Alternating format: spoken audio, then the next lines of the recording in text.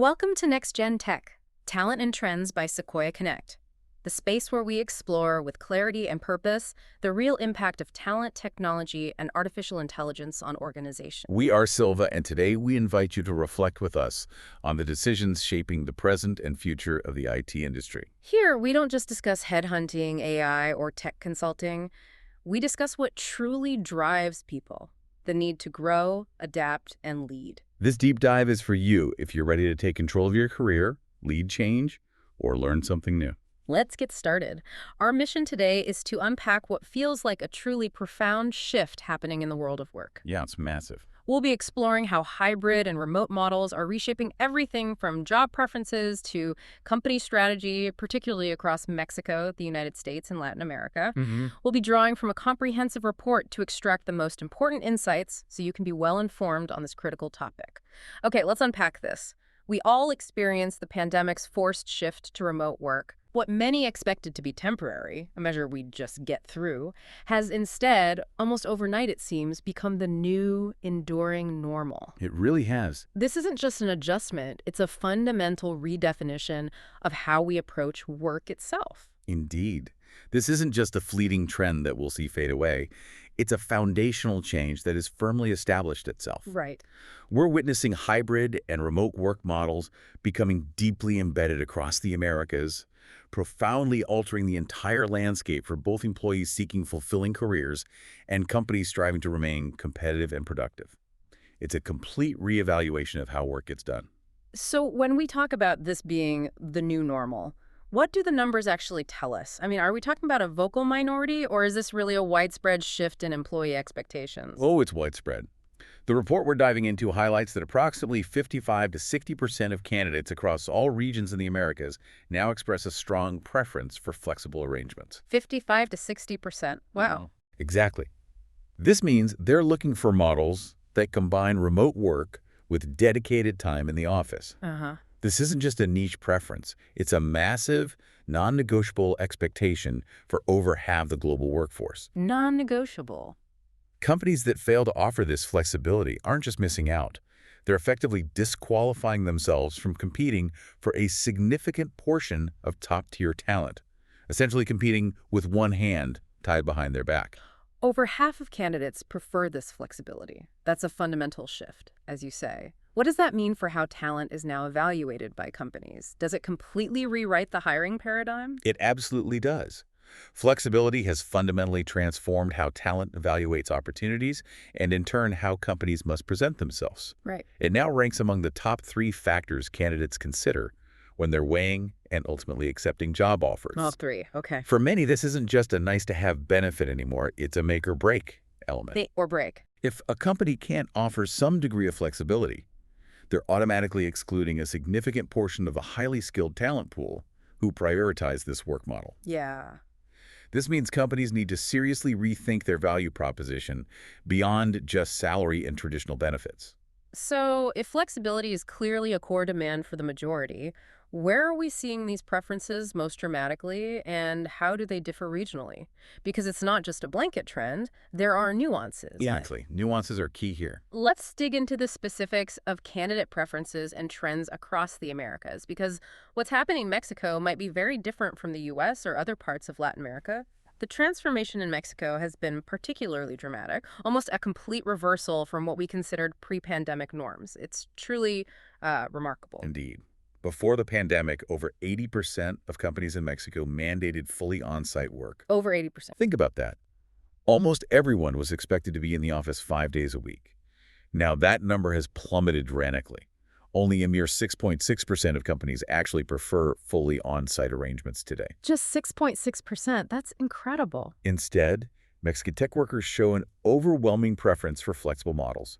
Specifically, 42.1% prefer fully remote work, 26.6% are leaning towards hybrid, Okay. and another 24.7% prefer flexible models that aren't strictly defined as either remote or hybrid, simply emphasizing the need for choice and adaptability. This really highlights the depth of the change. Mexico seems to be at the forefront of this flexibility movement in Latin America. What's driving such a significant and rapid transformation there? Is it truly a revolution in how work is conceived? It definitely feels like a revolution in perception and practice. Yeah. When we look at the breakdown, while a significant 60% of Mexican candidates prefer hybrid models, indicating a desire for some in-person connection, Which makes sense. right? But a substantial 25% are actively seeking fully remote positions. Okay, a quarter. This leaves a very small segment, only 15%, who prefer traditional on-site roles. This really underscores the intense demand for choice and autonomy in how and where work gets done. Yeah. Companies that ignore this do so at their peril in the Mexican talent market. Are there specific areas within Mexico where this trend is more pronounced, or is it a uniform shift across the entire country? It's more pronounced in certain areas. Yeah. The shift is particularly noticeable and has accelerated rapidly in major metropolitan areas such as Mexico City, Monterrey, and Guadalajara. The big hubs. Exactly. Yeah. These cities often have more developed infrastructure, including better internet connectivity and co-working spaces, which facilitate flexible work. Right. Crucially, they also face significant challenges, like chronic traffic congestion, making remote or hybrid options incredibly appealing to avoid grueling commutes. Oh, definitely. Anyone who's driven in Mexico City knows that. Exactly. And let's be honest, anyone who's ever been stuck on Periférico in rush hour knows exactly what a game changer that can be. Yeah. However, we do observe regional variations. Oh. For instance, traditional manufacturing hubs like Querétaro still show higher preferences for on-site roles. Ah, okay. This is largely due to the inherent requirements of the industries located there, where hands-on work with specialized equipment or production lines makes full remote work, well, impractical. Sure, that makes sense. It's a blend of industry needs and urban infrastructure. Precisely. Shifting our focus north, across the border to the United States, is flexibility just as significant a driver for job seekers there, or do we see different trends emerging? Yes, absolutely. Flexibility is unequivocally a significant driver for job seekers in the United States, mirroring the trends we've discussed in Mexico. Okay. A Robert Half report from July 2025, and Robert Half, of course, is a leading global talent solutions firm, so their insights into job seeker behavior are particularly compelling, indicates that a substantial 37% of U.S. job seekers desire fully remote jobs. 37% fully remote. And furthermore, an even larger segment, a substantial 60%, prefer a mix of home and office work, embracing a hybrid approach. 60% hybrid. This data aligns perfectly with the broader trend we're observing globally, where employees are increasingly prioritizing flexible work arrangements as a core element of their job search, often alongside opportunities for career growth and professional development. Right. It's no longer a niche desire, it's a widespread expectation. And what do the numbers look like for actual remote work adoption in the U.S. right now, not just preferences? Are companies really delivering on this demand? Well, as of 2025, the data indicates that 22.8% of U.S. employees are working remotely, at least partially, which is a significant portion of the workforce. Okay, roughly a quarter. Within that, hybrid models are particularly dominant, especially within professional services sectors. Mm-hmm. When we break down the preferences, 55% of the U.S. workforce prefers hybrid arrangements. 55% hybrid. A solid 30% favor fully remote work, which is still a substantial number of individuals and roles. 30% remote. And then, similar to Mexico, only 15% express a preference for traditional on-site positions. 15% on site. So the trend holds. It does. This shows that while not everyone is fully remote, the majority are seeking some form of flexible work structure. That's interesting. Are there any generational differences emerging within the U.S. context? For example, are younger workers approaching this landscape with different expectations than more experienced professionals? Yes, notably so. And it's a fascinating insight. Gen Z, for example, shows less enthusiasm for fully remote work, with only 23% preferring it. Only 23%. That is lower. Yeah, it stands in contrast to 35% among older generations who are more likely to seek out fully remote roles. Okay. This trend suggests evolving expectations around workplace mentorship and career development among younger cohorts. It implies that Gen Z, perhaps being earlier in their careers, Right. may be seeking more in-person interaction, more direct guidance, and more opportunities for organic connection and learning within a physical office environment. So they value that structure, maybe. Possibly. They might value the structured environment and informal mentorship that an office can provide as they build their professional foundations, even if they still appreciate some degree of flexibility. It's an interesting dynamic. Expanding our view now to the broader Latin America and Caribbean region, beyond just Mexico, what trends are we seeing there? Is the preference for remote work equally strong across this diverse landscape? The preference for remote work is indeed a clear favorite across the broader Latin America and Caribbean region, with 60% of the workforce expressing this preference. 60% again. Yeah, this is even higher than North America, which stands at 42%. Recent survey data further reinforces this, suggesting that 47% of the regional workforce explicitly prefers fully remote work, 47% fully remote. and 45% prefer hybrid models. This indicates a very strong and widespread inclination towards both remote and hybrid options across the entire region. What's driving this strong inclination towards remote and hybrid options across such a large and diverse region? Are there specific economic or cultural factors at play here that are unique to Latin America? Several factors are significant drivers. One key element is the presence of an economical workforce. Okay, cost factor. Right. Companies in more developed economies often find highly skilled talent in Latin America at competitive salary points, making remote staffing from the region very attractive. Makes sense. Additionally, there's a strong cultural compatibility for global businesses, particularly with North American and European work cultures, which facilitates seamless collaboration across borders. Across Latin America, if we exclude Mexico for a moment, hybrid preferences actually dominate at 55% of the workforce, showcasing a desire for balance. 55% hybrid. Okay. Remote work is also steadily growing, particularly in urban centers where connectivity and infrastructure are more robust. Countries like Brazil, Argentina, and Colombia are notable leaders in remote work adoption. Yeah. However, it's crucial to acknowledge that infrastructure gaps, particularly in smaller cities and rural areas, still remain significant barriers to widespread remote work feasibility, impacting internet reliability and access to modern amenities. So infrastructure is still a limiting factor in some places. Definitely. That paints a picture of rapid adoption. But are there unique cultural elements or traditional management styles at play here that might create friction or influence these preferences in a different way than, say, the U.S.? This raises an important question. Hmm. Yes, cultural factors significantly influence these preferences, and sometimes they create tension. How so? Mark Beyer from Maybe Ventures offers a salient observation, noting that supervisors in Latin America often prefer direct oversight. Ah, that traditional management style. Exactly. This highlights a more traditional management approach prevalent in many parts of the region, where managers often feel more comfortable with employees physically present, allowing for immediate observation, accountability, and day-to-day control. Right? They want to see the work happening. Pretty much.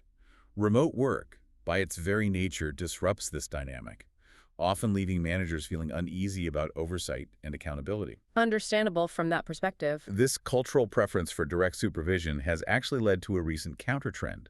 6 out of 10 companies in the region are now actively pulling their workforce back to desks, despite the strong employee preference for flexibility. 6 out of 10. Wow, that's significant pushback. It is. It's a clear example of how entrenched cultural norms can push back against evolving work preferences. It seems the COVID-19 pandemic really accelerated this global movement, redefining traditional boundaries in ways we never would have imagined just a few years ago. Absolutely. It truly felt like a global experiment in real time. Indeed. Studies from Gallup powerfully highlight this tectonic shift in workplaces. The pandemic undeniably transformed how work is done, pushing companies and employees into virtual models out of necessity. Right, out of necessity. What began as an emergency measure has fundamentally reshaped our understanding of productivity and collaboration. The overwhelming consensus from various sources now isn't just that hybrid work is a trend, it's being solidified as the strategic imperative for balancing productivity, cost efficiency, and talent attraction. Strategic imperative. It's the new operating system for a thriving workforce, not a temporary patch. The research suggests that hybrid working arrangements are the optimal way to balance the distinct benefits of being in the office, like spontaneous collaboration and team building, with the significant advantages of working from home, such as reduced commute times and increased autonomy. Can you give us a sense of the specific timeline of this transformation, especially in a region like Mexico, where it seems to have been particularly dramatic? How quickly did this shift truly happen? The timeline for Mexico is quite illustrative of the rapid global transformation.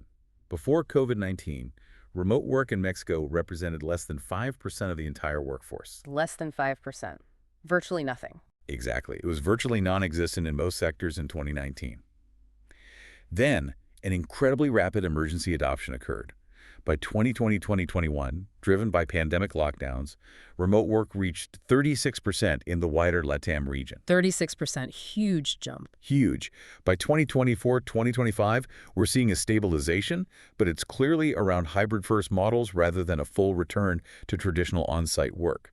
This trajectory shows how quickly companies adapted and how quickly employee expectations solidified. So given this rapid evolution, what does the projected trajectory look like for flexible work models over the next few years? Is this stabilization truly a permanent state, or are we still expecting further shifts? The projection points overwhelmingly towards sustained and even increased hybrid adoption. Okay, more growth expected. Yes.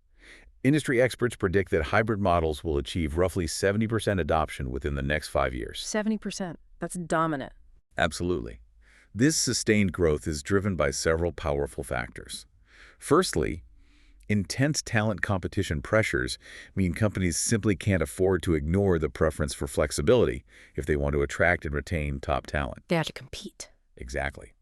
Secondly, there are significant cost optimization opportunities for companies, as reduced office space and related overhead can lead to substantial savings. Bottom line matters. And thirdly, flexible models offer clear employee retention benefits. People are happier and more likely to stay with companies that offer them choice. Right. This trend indicates a continued move towards flexible models, leading companies to fundamentally rethink their hiring models to attract talent, especially in LATAM, where remote staffing is becoming even more attractive due to existing salary gaps compared to higher-cost regions. The future trajectory points towards a sustained demand for flexibility, with remote and hybrid models becoming standard expectations rather than mere perks, a permanent fixture in the employee value proposition. But we also hear about a counter trend emerging, right? A pushback from some companies trying to mandate a return to the office despite these strong preferences. What's driving that? Yes, exactly. A notable countertrend is indeed emerging, particularly in 2025. Many Latin American companies are mandating returns to the office, even with the clear employee preferences we've discussed. Even in Mexico. In Mexico specifically, the data shows that 54% of workers are already back in offices, which is a significant proportion. 54% back. This reflects the underlying tensions we mentioned earlier between deeply rooted employee preferences for flexibility and more traditional management control preferences. That cultural aspect again. Right. As Mark Beyer noted, some supervisors simply prefer direct oversight. This push to return to the office often comes from a desire for perceived control, a belief that in-person interaction is inherently superior for collaboration and culture, or simply a reluctance to fully embrace new management paradigms. So it's complex, a real tug of war. It is. It's a complex dynamic with both employee satisfaction and perceived organizational needs pulling in different directions. We've seen how strongly candidates prefer flexibility. But what happens when companies need people in the office? Is there a breaking point, a flexibility premium that makes on-site work an option again? Precisely.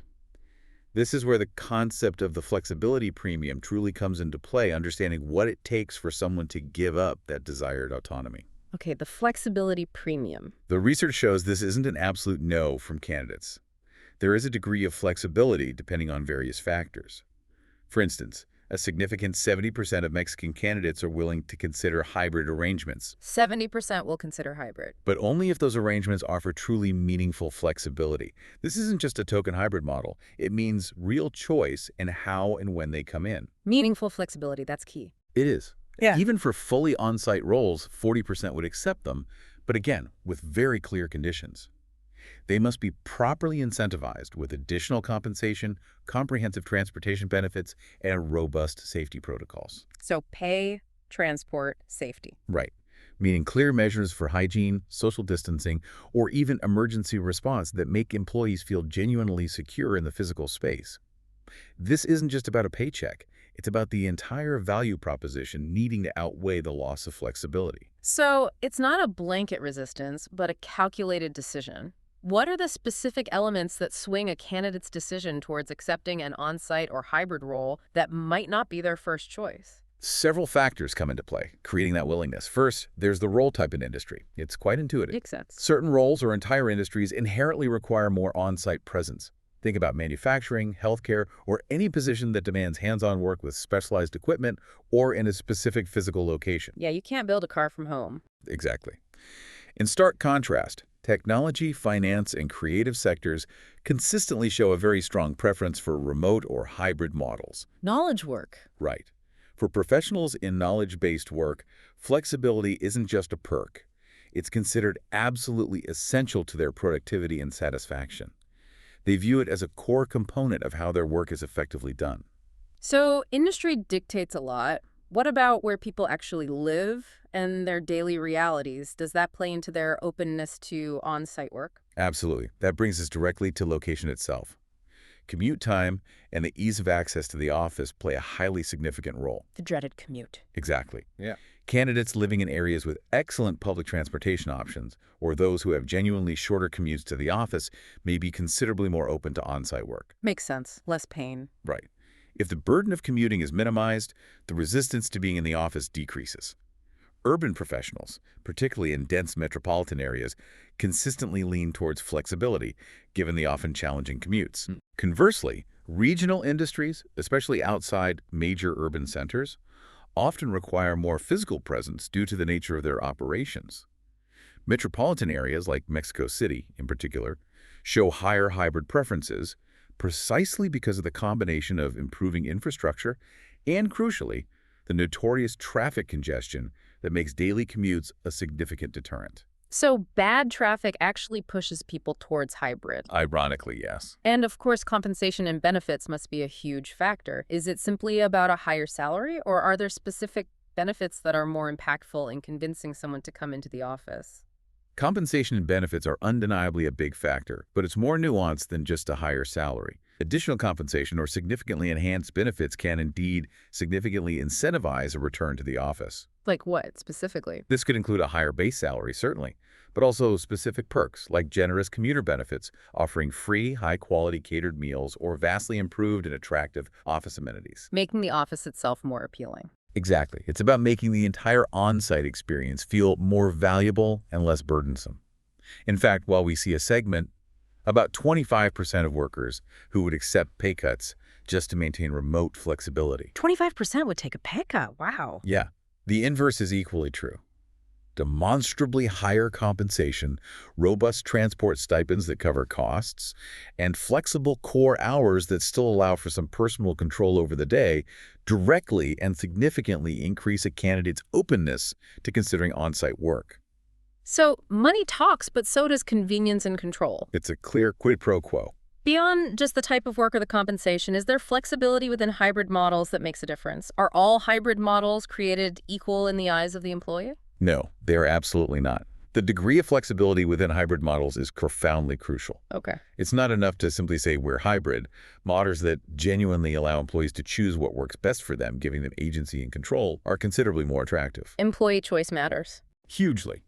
A great example is the increasingly popular 3-2-2 model, which allows for 3 days in the office, 2 days remote, and 2 days off. 3-2-2. Yeah. This specific structure provides clear guidelines, but also substantial flexibility, making it highly appealing because it offers employees the predictability of structured collaboration, while preserving critical blocks of time for focused deep work at home alongside their weekend. Best of both worlds, maybe. That's the goal. It's about empowering choice, not just mandating a schedule. And the actual workplace environment and culture itself, does the atmosphere and the feeling of being in the office matter when enticing people back? It matters tremendously. A genuinely positive and collaborative office environment, one that doesn't just mandate presence but offers true, compelling reasons to be there, can make on-site work much more appealing. What makes it compelling? This means an environment that fosters genuine opportunities for connection with colleagues, facilitates innovation through real-time interaction, and actively supports skill development and career growth. So real value add. Exactly. It's about creating a compelling reason to be physically present, where the benefits of being in the office are tangible and clearly outweigh the convenience of working from home. If the office is just a place to do focused work you could do anywhere, the draw isn't there. So it truly boils down to the perceived value of being on-site from the employee's perspective. Yes, precisely. Candidates are far more open to on-site work if they genuinely perceive clear, undeniable benefits that cannot be easily replicated remotely. Like what? This could be significantly better real-time collaboration that truly sparks creativity, dedicated and immediate mentorship opportunities that accelerate their career, or direct access to highly specific resources and equipment that are unavailable elsewhere. Things you can't get at home. Exactly. It's about making the entire on-site experience feel so valuable, so genuinely advantageous that it outweighs the significant cost of giving up autonomy, commute time, and personal convenience. If the value proposition for being in the office is strong, tangible, and unique, it becomes a much more attractive option, even if flexibility is highly desired. Making the office a destination, not a default. Precisely. A destination for unique value. That's a clear picture of what makes people consider the office and the conditions under which they'd return. Now let's explore what companies are actually offering as incentives and, more importantly, what employees truly desire in terms of these incentives and compensation. It sounds like there might be a significant disconnect. That's precisely it. Companies are actively offering additional compensation and various benefits in an attempt to incentivize employees to embrace on-site or hybrid work models. They're trying. They are. Their aim is quite clear: to make the office environment more attractive and to offset what employees perceive as disadvantages, such as the costs and time associated with commuting or the reduction in personal flexibility they've come to value.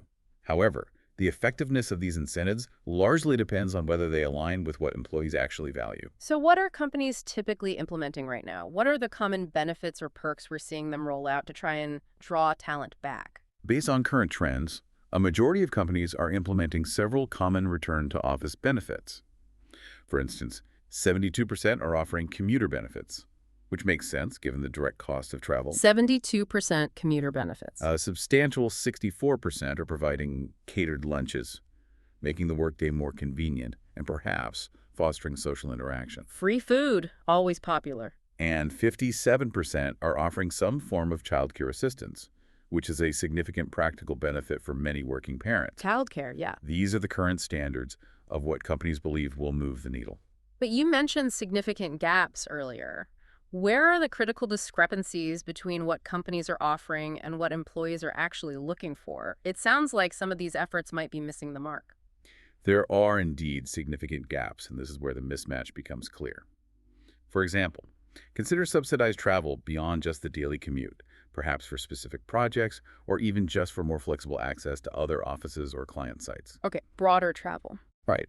Only 18% of companies offer this, but a much larger 46% of employees actually desire it. Big gap there, 18 versus 46. Huge. Similarly, when it comes to free or subsidized food, 32% of companies offer it, but 45% of employees would prefer it. Still a gap, but smaller. And perhaps most surprisingly, while 48% of companies are offering social events, things like happy hours or team-building outings, only a mere 27% of employees are actually interested in them as a primary incentive. Less interested in forced fun, maybe. It seems so. This clearly indicates that while social connection is important, these specific events might not be the most effective or desired incentive to draw people back to the office, suggesting a different prioritization from the employee's side. So if those popular incentives aren't really hitting the mark for most employees, what are the most effective incentives? What genuinely motivates candidates and existing staff to consider or prefer on-site work? The data points to a different set of priorities for truly effective incentives. The most impactful ones include practical financial benefits like transportation allowances and fuel reimbursements, which directly offset the cost and inconvenience of commuting. Covering the commute costs. Exactly. Flexible scheduling with defined core hours is also highly valued. This means employees still have a degree of control over their day, even if they have to be in the office for certain periods. Core hours, flexible start 10 times. Right. Performance-based remote day rewards, where employees earn remote days based on their output, can also be very motivating. Interesting, rewarding performance with flexibility. And finally, wellness programs that extend to providing ergonomic equipment for home offices show a genuine commitment to employee well-being, whether they're in the office or not. Supporting well-being wherever they work. Precisely. Candidates generally expect incentives that directly address the perceived trade-offs of on-site work. Financial compensation and benefits that reduce the cost or inconvenience of commuting are highly valued because they directly impact their daily lives and personal budgets. So it's more than just a desk in a building. It's about a compelling reason to be there, something that adds significant value beyond just the basic function of work. Precisely. Beyond those purely practical and financial benefits, candidates are increasingly looking for a compelling employee experience that truly justifies the commute and the time spent in the office. The overall experience. Yes, this isn't just about a comfortable chair. It encompasses opportunities for genuine, impactful collaboration, fostering authentic social connection with colleagues, and providing clear pathways for professional growth that are often difficult to replicate exclusively remotely. Collaboration, connection, growth. It's about the quality of the interactions, the sense of community, and the feeling that being in the office tangibly enhances their career and personal well-being. How is hybrid work reshaping compensation structures themselves? Is it just about adding new benefits, or are companies having to fundamentally rethink how they pay people in a world where location isn't as fixed? It's absolutely having a significant impact on compensation structures, pushing them towards greater flexibility and personalization. The data shows that 70% of employees now expect flexible benefits that are specifically tailored to their individual work arrangements. 70% expect tailored benefits. This is a huge shift. This includes essential elements like home office stipends to cover internet and utility costs, technology allowances to ensure they're properly equipped with reliable hardware and software, Stipends, allowances. and increasingly, location-flexible pay scales. Pay based on location. Right, meaning compensation that adjusts based on the cost of living and market rates in the specific geographical area where an employee chooses to reside, rather than a single, fixed salary for all locations. That's a big change. It is. It's about creating a more equitable and realistic compensation model in a world where talent can truly be anywhere. This discussion about incentives highlights a deeper question. How do these various work models actually impact a company's bottom line and competitive standing? Let's conduct a full spectrum analysis of remote, hybrid, and on-site work, examining their true effect on productivity, collaboration, retention, and recruitment. That's the crucial pivot. It's not just about what people want, but how these choices actually affect a company's operational health. Understanding these trade-offs is essential for strategic decision-making. This section really gets to the core of strategy for any organization. Each work model, remote, hybrid, and on-site, comes with its own distinct advantages and disadvantages, and these are not just theoretical, they have real-world impacts. Let's break those down, starting with the fully remote model. Okay, remote. For companies, the advantages are substantial and often immediately impactful. They gain access to a vastly wider, even global, talent pool, no longer restricted by geography. Global talent pool, huge advantage. Massive competitive edge. There are also significantly reduced operational costs from needing less office space, fewer utilities, and less physical infrastructure, Cost saving. directly to bottom-line savings. Furthermore, remote work often leads to increased employee retention because of the unparalleled flexibility offered, which employees highly value. Better retention. And surprisingly, employees often report increased productivity due to fewer distractions in an open-plan office and the ability to personalize their own work environment to optimize their focus. Higher productivity, potentially. Potentially, yes. And for employees, the benefits of remote work seem incredibly clear and appealing, especially after experiencing them firsthand during the pandemic, right? Yes, profoundly. For employees, remote work offers a profoundly improved work-life balance, which is often cited as a top priority. A striking 68% of employees specifically highlight time savings from eliminating commutes, freeing up hours each day. 68% save time on commute. That's huge. Huge.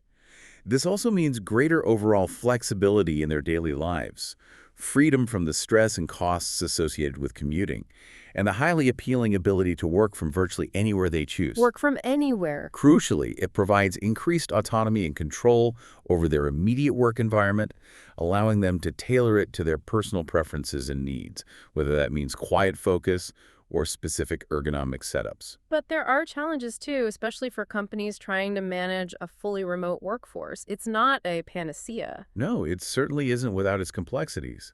Companies can face significant challenges in fostering a strong team cohesion and maintaining a vibrant company culture when interactions are primarily virtual. Culture challenges. There can also be difficulties in direct oversight and mentorship, especially for junior employees who might benefit from in-person guidance. Cybersecurity risks are inherently increased when employees are working from diverse, less controlled networks. Security risks, yeah. And communication breakdowns can occur more easily without the informal cues and spontaneous interactions of an office environment. Furthermore, Managing performance and ensuring equitable treatment for all remote employees can become more complex. Oversight issues. And we've specifically seen that management oversight issues are particularly relevant in Latin American cultures, where there's often a stronger traditional preference for direct in-person supervision. And what about on the employee side of remote work? Beyond the benefits, what are some of the drawbacks that individuals might experience? From the employee perspective, while there's much to gain, there are also potential drawbacks. Many can experience feelings of isolation or a disconnect from their colleagues, lacking the informal social interactions that build camaraderie. Isolation is a big one. It is. There's also the potential for overwork due to blurred boundaries between work and personal life, as the office is always present in their home. Burnout risk. Definitely. Opportunities for spontaneous collaboration and informal learning, those quick desk-side chats or overheard solutions, can be limited. And finally, there's a risk of career stagnation if an employee isn't actively engaged in seeking out professional development or visibility, as they might be inadvertently overlooked for opportunities if they're not physically present. Being out of sight, out of mind. That's the risk. Moving to the hybrid model, this approach explicitly aims to offer the best of both worlds, trying to blend the advantages of remote work with the benefits of in-person interaction. The balanced approach. Right. For companies, this means striking a crucial balance between flexibility and maintaining essential in-person collaboration, which can be vital for certain tasks or team dynamics. This model actively helps in maintaining company culture and fostering team cohesion by bringing people together regularly. Culture and cohesion. It also optimizes office space utilization, meaning companies can potentially reduce their real estate footprint while still having a physical hub. Importantly, it widens the talent pool compared to fully on-site models, making companies more attractive to a broader range of candidates. Wider talent pool than on-site. Ultimately, a well-implemented hybrid model significantly improves employee satisfaction and retention, making it a compelling strategy for talent management. This is why it's so prevalent, with 77% of Fortune 100 companies now offering hybrid schedules. 77% of the Fortune 100, that says a lot. And for employees, what are the key benefits of this balanced approach? Employees stand to gain considerably from a hybrid setup. They get to enjoy the highly valued flexibility of remote work, allowing them to manage their personal lives and reduce daily commute burdens. Flexibility plus interact. Exactly. Yeah. Simultaneously, they benefit from regular opportunities for in-person interaction with colleagues and managers. This translates directly to improved work-life balance, as they're not commuting 5 days a week, but also don't experience the potential isolation of full remote work. It offers a reduced commute burden compared to full on-site roles, and it provides convenient access to all the office resources and facilities whenever they're needed, whether that's specialized equipment, meeting rooms, or just a change of scenery. What are the complexities for companies adopting a hybrid model? It sounds like balancing these two worlds could create new management challenges. There are indeed complexities. For companies, managing schedules and ensuring optimal office capacity can be a logistical puzzle. The hybrid logistics. Yeah. It requires careful planning to ensure that teams are in on the same days for collaboration, but also that there's enough space for everyone. A significant challenge is ensuring equitable treatment for both remote and in-office employees, preventing a two-tiered culture where one group feels disadvantaged or overlooked. Avoiding that two-tiered system. Critical. There's also a potential for that two-tiered culture to emerge, if not managed carefully, where in-group dynamics favor those physically present. Finally, there's a necessary investment in technology specifically for seamless hybrid collaboration, ensuring that remote and in-office participants can interact effectively and inclusively. Tech investment is key. Absolutely. And for the employees in a hybrid setup, what are some of the potential downsides they might experience, even with the benefits? Employees in a hybrid setup might experience inconsistent team presence, meaning that on any given office day, their key collaborators might not be there, leading to frustration. Coordination challenges. Yeah. This makes coordinating in-person meetings a constant challenge and often requires more planning. There's also a risk of being overlooked for opportunities or informal discussions if they're not physically present during key moments, which can impact career progression. That out-of-sight risk again. Exactly. And of course, on those designated office days, they still have the increased commute and its associated costs and stresses, which can negate some of the work-life balance benefits gained from remote days. Still got to commute sometimes. Right. It's about finding the right balance to avoid these pitfalls. Yeah. Finally, let's consider the on-site work model, the traditional approach, which still offers distinct advantages in certain contexts, even with modern challenges. The traditional way. For companies, it provides enhanced direct collaboration and immediate communication, fostering a more organic flow of ideas and quicker problem-solving through face-to-face interaction. Spontaneous collaboration. Right. This model typically leads to a stronger company culture and more cohesive team bonding, as employees share a common physical space and experience. It also allows for easier oversight and mentorship, especially for new or junior employees. Easier oversight. Furthermore, companies have better control over the work environment, ensuring security and specific operational standards, and often see faster problem-solving through immediate in-person interaction. And for employees, what are the enduring benefits of being fully on-site? What do they appreciate about the traditional office environment?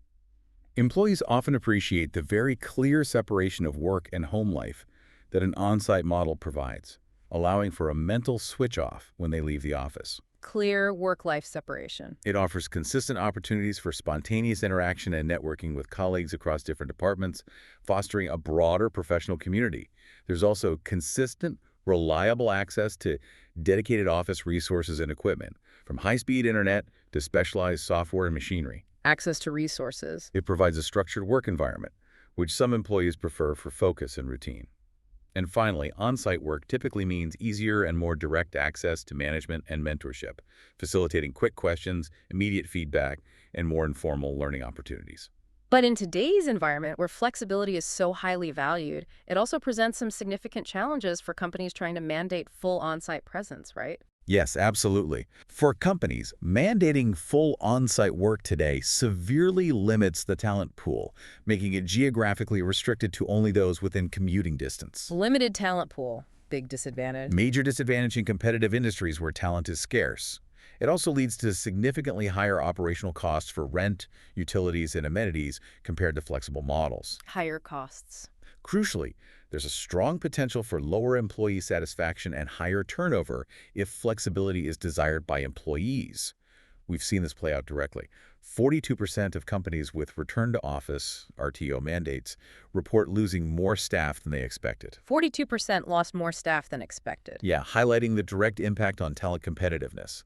It's a risk to their ability to attract and retain top talent. And for the individual employee, what are the major drawbacks they face in a traditional on-site setup in today's world? For the individual employee, the primary disadvantages often revolve around the commute. Long commutes mean significant time and financial costs, plus the associated stress and exhaustion. Commute again. Always. There's inherently less flexibility and autonomy over their workday and environment, which can feel restrictive after experiencing remote work.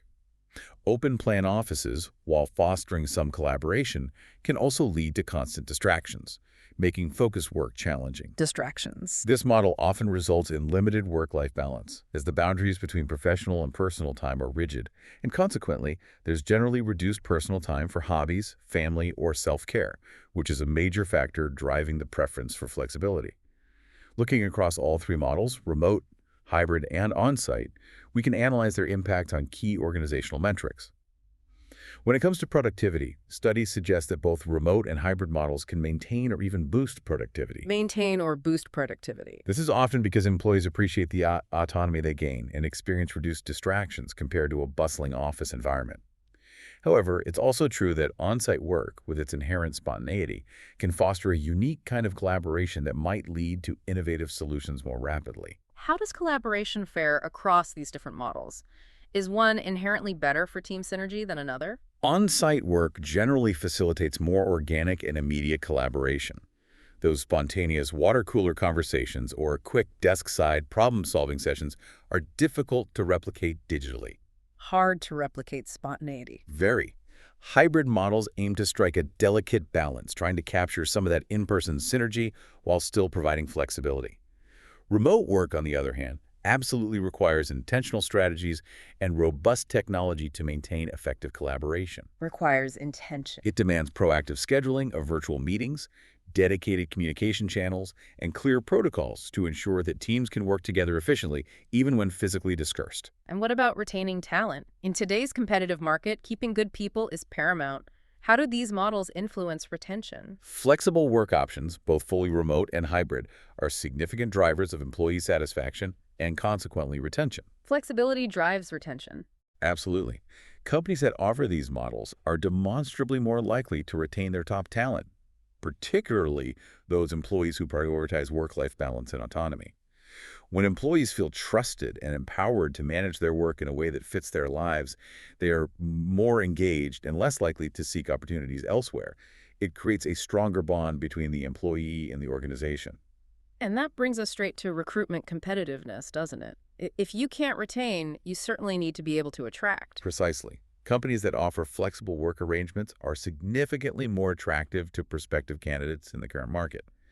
Mandating full on-site work can severely limit the available talent pool because it excludes anyone who values flexibility or lives outside a commutable distance, Limits the pool drastically. making it incredibly challenging to attract top candidates, especially in highly competitive industries like technology. The instant yes factor for LATAM talent highlights this starkly. Remote flexibility is often a priority, sometimes even above compensation for some candidates. Even above pay for some. Yes. This clearly indicates that companies with rigid on-site policies may simply lose competitiveness in attracting highly sought-after talent. Conversely, flexible policies significantly enhance employer branding, positioning companies as progressive, modern, and employee-centric, Better employer brand. which is a powerful differentiator.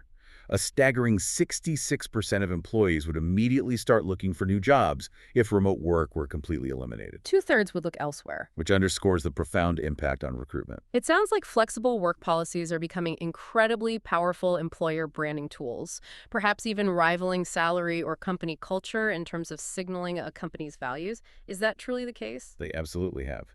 The impact on employer positioning and competitive edge is undeniable. Companies that embrace hybrid models report a 75% positive outlook regarding their overall business prospects, compared to only 58% for non-hybrid companies. More positive outlook with hybrid. Suggests a perception of greater adaptability and resilience. Furthermore, an impressive 85% of employees in hybrid companies report an increased likelihood to stay with their current employer. 85% more likely to stay. Impressive. As we've discussed repeatedly, flexibility is no longer a perk. It is now firmly among the top 3 factors influencing job acceptance.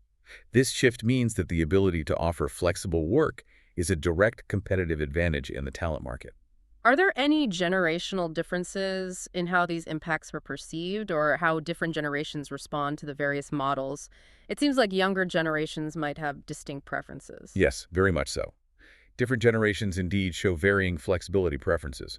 Millennials, for instance, demonstrate the strongest attachment to remote work, with a significant 41% stating they would be extremely likely to leave their job if flexibility were removed entirely. 41% of millennials would likely leave. High risk. Gen Z, as we noted earlier, surprisingly shows more interest in hybrid models and 23% than in fully remote work, which is preferred by 35% of older generations. Gen Z leaning hybrid. Right. This suggests Gen Z might value the social and developmental aspects of an office more in their formative career years. Gen X and Boomers, while generally more tolerant of traditional hours, still highly value schedule flexibility, especially for personal appointments or family needs. So everyone wants some flexibility. Pretty much. Yeah. This highlights that a one-size-fits-all approach to flexibility won't cater to the diverse needs of a multi-generational workforce. And by industry. Do all sectors experience these impacts uniformly? Or are some industries inherently more flexible than others due to the nature of their work? The impacts vary significantly by industry. Technology sectors, for example, consistently show the highest flexibility demands. Remote and hybrid models have become standard expectations within tech, Tech expects it. driven by the nature of knowledge work and the global competition for talent. On the other hand, manufacturing and customer-facing roles, by their very nature, often maintain higher on-site requirements due to the need for physical presence, specialized equipment, or direct interaction with customers. Manufacturing needs on-site. Generally. However, even within these industries, companies still benefit significantly from offering any flexibility possible, even if it's limited, as it helps attract and retain talent in a world that increasingly expects it. Beyond just preferences and impacts on productivity or retention, what are the crucial legal and ethical considerations that leaders need to navigate when shaping their work location policies? It's not just about what employees want or what seems most productive. There are serious compliance and fairness issues at play. That's a critical point. It's not just about operational efficiency or employee satisfaction. There are fundamental legal and ethical frameworks that underpin all these work location decisions, and ignoring them can lead to significant consequences. Mexico, in particular, has been remarkably proactive in regulating remote work, especially with its federal labor law, known as the LFT, which lays the general groundwork for labor rights, and the more recent NOM 037 STPS 2023. NOM 037, okay. Which is essentially a specific official Mexican standard detailing the health and safety conditions for remote work. This isn't just a guideline, it's legally binding, setting a new bar for employer responsibilities and demonstrating a clear intent to formalize and safeguard flexible work arrangements. Can you detail some of the key provisions of these Mexican laws? What are the practical implications for companies operating there? Absolutely. The law precisely defines remote work as work performed outside the employer's premises for 40% or more of an employee's total working time. 40% threshold. Clear definition. Very clear. This helps determine when specific regulations apply. Employment contracts for remote workers must now explicitly detail essential elements, including the equipment provided by the employer, the communication protocols to be used, and the specific working schedules. Contracts need more detail. Yes. Employer obligations are also clearly defined. They're legally required to provide and maintain the necessary equipment for remote work, and crucially, to pay for a proportional share of internet and electricity costs incurred by the employee for work purposes. Pay for internet and electricity. That's big. It is. Perhaps one of the most significant provisions, and a progressive one, is the explicit requirement to respect the employee's right to disconnect. The right to disconnect. Employers cannot, under this law, force employees into remote work arrangements except in situations of force majeure, such as a natural disaster or a public health emergency, which means it cannot be unilaterally imposed as a cost-cutting measure. The right to disconnect sounds particularly significant given the blurred lines we often see in remote work. It is indeed. Mexican law includes a right to disconnect for employees who work at least 40% of their time remotely. This means employers cannot require them to be constantly available or responsive outside of their established working hours. No 247 expectations. Exactly. Employees have the legal right to disconnect from work equipment, emails, and communications after their designated work hours without fear of reprisal. This is a crucial measure to combat burnout and protect work-life balance. Essential for well-being. Because, let's face it, when your office is literally in your living room, the line between work and off can become dangerously blurry. Furthermore, while companies do have the ability to transition workers back to the office, the law suggests a recommended 20-day notice period, allowing employees time to adjust. 20-day notice suggested. The legal framework in Mexico is clearly evolving to adapt to the new realities of work, emphasizing not just productivity, but also fundamental employee well-being and fair labor practices. It's a blueprint for other nations. And briefly, are there any other regional legal variations to note across the U.S. and other Latin American markets that companies should be aware of? Yes. While Mexico is quite specific, the U.S. and other LATAM markets have varying regulations, but a common theme is emerging. Generally, flexible work models are legally permissible, but they absolutely require proper contractual frameworks to define terms and conditions. Contracts are key everywhere. Absolutely. The consistent recommendation across all regions is to have clear, comprehensive remote work agreements in place. These agreements are vital to prevent future disputes regarding responsibilities, equipment, compensation, and expectations, providing clarity for both employer and employee. Beyond just legal compliance, what are the broader ethical imperatives shaping work location policies? What are the principles that truly conscientious leaders should be considering? These ethical considerations are paramount and extend beyond mere legality. First, fairness and equity are crucial. Fairness and equity. This means ensuring that all employees, regardless of whether they work remotely, hybrid, or on-site, have equal opportunities for career advancement, professional training, and recognition. The goal is to actively avoid creating a two-tiered system where remote workers might be inadvertently disadvantaged or overlooked for opportunities simply because they're not physically present. Avoiding that second-class citizen feel. Exactly. Second is transparency. Companies have an ethical obligation to clearly communicate expectations, define policies, and importantly, explain the rationale behind their work location decisions to employees. This builds trust and minimizes confusion. And employee well-being seems especially crucial here, given the potential for burnout or isolation in new work models. Absolutely. Well-being must be a top priority. This means actively prioritizing employee mental and physical health by addressing potential issues specific to each model, such as isolation in remote work, burnout from blurred boundaries between work and home, or stress resulting from long commutes and on-site roles. Addressing the specific risks of each model. Right. Furthermore, employers bear a significant responsibility for ensuring remote workplace safety standards, just as they would in a physical office. Fourth, inclusivity is vital. Policy should be designed to accommodate diverse needs and circumstances, such as caregiving responsibilities, disabilities, or different working styles, ensuring that everyone feels supported and can thrive. Inclusivity matters. Finally, data privacy and security cannot be overlooked. Implementing robust measures to protect both employee personal data and sensitive company information, especially in distributed remote and hybrid settings, is vital for maintaining trust and ensuring operational integrity. Ethical leaders understand these are not just checkboxes, but foundational principles for a sustainable workforce. Beyond these legal and ethical frameworks, for leaders considering a physical footprint, especially in a dynamic market like Mexico, simply knowing the regulations isn't enough. How do geographical insights become absolutely crucial here? That's a critical point. It's not enough to just pick a country. You need to understand the nuances of specific cities. Geographical insights become paramount. When considering cities or regions in Mexico most suitable or desirable for hybrid or on-site work, what specific factors come into play? It's not a uniform landscape across the country. You're right, it's highly nuanced. Several key cities stand out, each with its own advantages and considerations. First, Mexico City. As the capital and the largest city, it naturally offers the biggest talent pool, boasting nearly 300,000 digital specialists.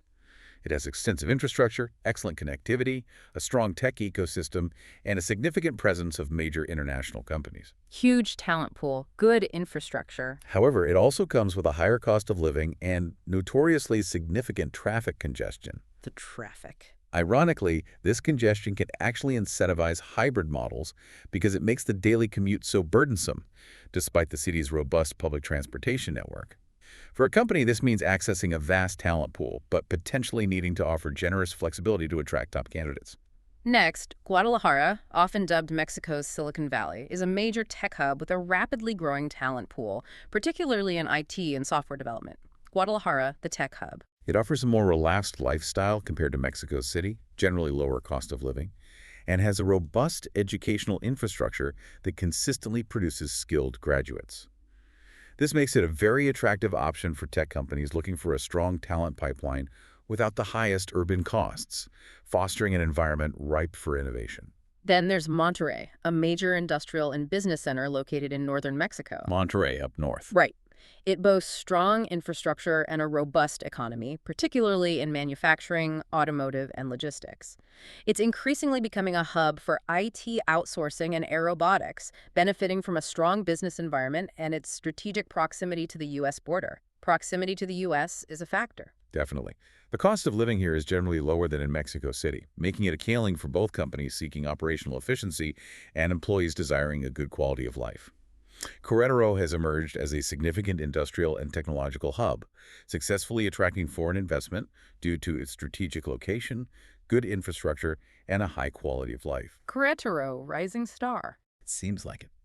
It offers a strong talent pool, particularly in the aerospace and automotive industries, and a relatively lower cost of living compared to the larger metropolitan areas.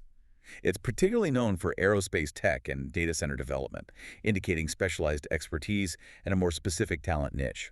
Puebla, while focused on automotive tech and IoT advancement, has improving infrastructure, but on-site work still dominates in its manufacturing sectors, reflecting industry requirements. For companies in these sectors, Puebla presents a ready workforce accustomed to traditional on-site models. Puebla, more traditional manufacturing focus. Primarily. And finally, Mérida, located on the Yucatan Peninsula, is renowned for its safety, rich cultural heritage, and growing expat community. Mérida, quality of life. Exactly. While not traditionally a major business hub, it's gaining significant popularity for remote workers due to its high quality of life and lower cost of living. Its infrastructure is developing. And it could be an emerging option for hybrid models as more flexible companies look for attractive locations outside the largest cities, offering a compelling lifestyle proposition for employees. So, beyond the specific cities themselves, what are the universal, overarching factors leaders should consider when strategically planning their physical presence in Mexico or anywhere else for that matter? First, infrastructure is non-negotiable. Access to reliable internet, modern, well-equipped office spaces, and efficient transportation networks are absolutely crucial for the success of any work model. Infrastructure first. Always. Major cities, naturally, generally offer better infrastructure, including fiber connectivity and stable power grids, while smaller cities and rural areas may still face connectivity challenges that limit the feasibility of widespread remote work. This determines the foundational capacity for flexible work. Then, talent availability. This is critical. The concentration of skilled labor in specific industries varies significantly by region. Got to find the right skills. Absolutely. For instance, tech talent is far more abundant in Guadalajara and Mexico City, while manufacturing and automotive expertise is stronger in Monterrey and Querétaro. Companies need to locate where their desired talent pool is concentrated, ensuring they have access to the right skills for their business needs. Cost of living must weigh heavily into decisions. The cost of living in a particular city can significantly impact employee satisfaction and, by extension, recruitment strategies. Impact satisfaction and recruitment. Right. It affects everything from housing decisions to commute patterns. While major cities like Mexico City typically have higher costs, they also tend to offer higher salaries. More affordable cities, it can be very attractive for companies looking to reduce their operational costs while still accessing quality talent and potentially offering a better quality of life. And finally, commuting options. Efficient public transportation, well-maintained roads, and manageable traffic are vital for the daily lives of on-site and hybrid employees. How easy is it to get there? Exactly. As we noted, Mexico City's significant traffic congestion specifically incentivizes hybrid models by making full-time commutes unappealing. The quality and accessibility of public transportation directly impact an employee's willingness and ability to commute consistently, influencing their overall job satisfaction and retention. All these factors combined create the unique profile of each location. Okay, we've unpacked a lot, from global trends to regional nuances, legal considerations, and geographical insights. This has been a truly comprehensive deep dive. Yeah, a lot to cover. So what does all this mean for you, whether you're an HR leader strategizing your workforce, a tech director building your teams, or just someone navigating this new and constantly evolving world of work? What are the key strategic recommendations? Based on all this data, there are 8 critical actionable takeaways for HR and technology directors to effectively adapt their work location strategies. First, you must embrace flexibility as a core strategy. The data overwhelmingly shows a strong and growing preference for flexible models, remote and hybrid, across the Americas. Don't fight it. Exactly. Companies that resist this trend are not just being stubborn, they risk losing access to the best talent and significantly diminishing their employer brand. Flexibility needs to be integrated into the core talent strategy from the ground up, not just treated as a temporary perk that can be revoked. Second, it's vital to tailor hybrid models to employee needs. A rigid, one-size-fits-all approach to hybrid work is unlikely to succeed. No one size fits all. No. Companies should actively survey their employees, conduct internal polls, and engage in listening sessions to understand specific preferences regarding on-site days, team collaboration needs, and the unique requirements of individual roles. This data-driven approach is absolutely essential for designing hybrid models that truly maximize both productivity and employee satisfaction. Third, you must invest in technology and infrastructure for seamless collaboration. For both remote and hybrid models to function effectively, robust technology infrastructure is paramount. Invest in tech. Yes. This means more than just having Zoom. It includes reliable communication platforms, cutting-edge collaboration tools, and crucially, strong cybersecurity measures. Investing in these areas ensures that productivity and connectivity are maintained regardless of where employees are physically located, fostering a truly unified experience. Fourth, you need to rethink compensation and incentives for on-site work. If on-site presence is genuinely necessary for certain roles or teams due to the nature of the work, companies must be prepared to offer truly compelling incentives. Make it worth their while. Exactly. This isn't just about a slightly higher salary. It could mean significantly enhanced compensation packages, vastly improved office amenities that make the workplace a desirable destination, subsidized commutes to alleviate financial burden, or genuinely unique in-person development opportunities that clearly justify the time, cost, and effort of coming to the office. Fifth, prioritize employee well-being and inclusivity. Regardless of the work model adopted, employee well-being must be a non-negotiable top priority. Well-being is crucial. Absolutely. This includes proactively addressing potential issues like isolation in remote settings, helping employees manage work-life boundaries to prevent burnout, and mitigating stress from long commutes in on-site roles. Furthermore, policy should be designed to be inclusive, accommodating diverse needs and circumstances, such as caregiving responsibilities or disabilities, fostering a genuine sense of belonging for every employee. Sixth, it's crucial to stay abreast of legal and regulatory changes. The legal landscape around flexible work is constantly evolving, particularly in countries like Mexico, which has shown significant legislative activity. Keep up with the law. Yes, HR and legal teams must stay meticulously informed about new regulations, such as Mexico's NOM 037 and the right to disconnect provisions, to ensure full compliance and mitigate any potential legal risks. Seventh, leverage geographical insights for strategic location planning. For companies considering or expanding their physical presence, especially in dynamic markets like Mexico, understanding the nuances of different cities is absolutely crucial. Location matters. It does.